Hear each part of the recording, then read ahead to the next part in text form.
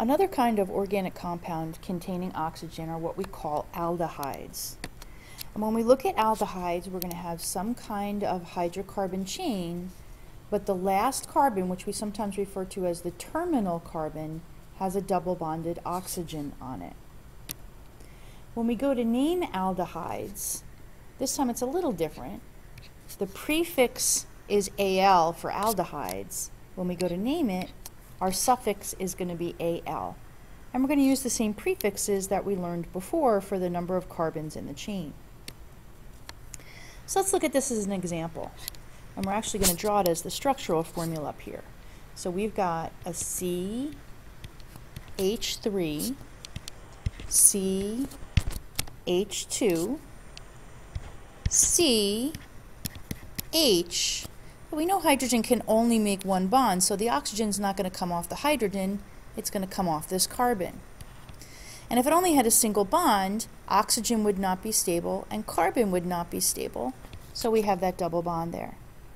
When we go to name it, we have 1, 2, 3 carbons, and without this functional group, that would be propane.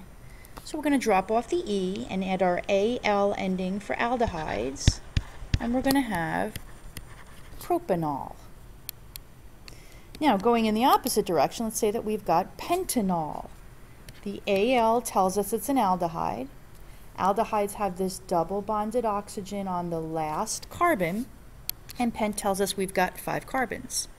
So 1, 2, 3, 4, 5, that would be pentane, and this double bonded oxygen makes it an aldehyde. And then we'd have 1, 2, 3, 4, 5, 6, 7, 8, 9 additional hydrogens.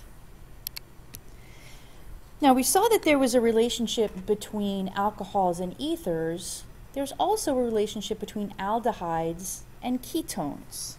So when we look at aldehydes, we know that there's some hydrocarbon chain, and on the terminal carbon we have that double bonded oxygen. Well, to go from an aldehyde to a ketone, we're going to remove this hydrogen and we're going to add another hydrocarbon chain. When we go to name it, the suffix for a ketone is ONE, so when we name it, our suffix is going to be ONE. So let's look at an example. Again, this is our formula. We're going to write it as a structural formula because sometimes it's easier to see. So we've got CH3, and then we've got a carbon with an oxygen. That oxygen is going to be double bonded to the carbon. And we know that because there's nothing else coming off of that carbon. Then we'll have CH2, CH3. So we've got 1, 2, 3, 4 carbons, and without this double bonded oxygen, that would be butane.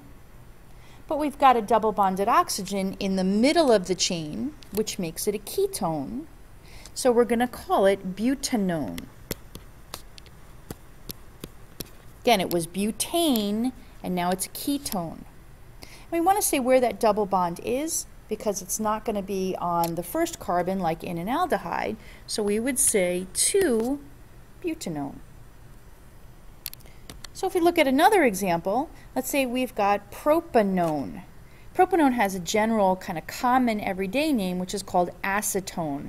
That's not quite a systematic name. It would be harder for you to write the formula from this name. This is a much more systematic name. The ONE tells us it's a ketone, so we know we've got a double bonded oxygen somewhere in the middle of the hydrocarbon chain.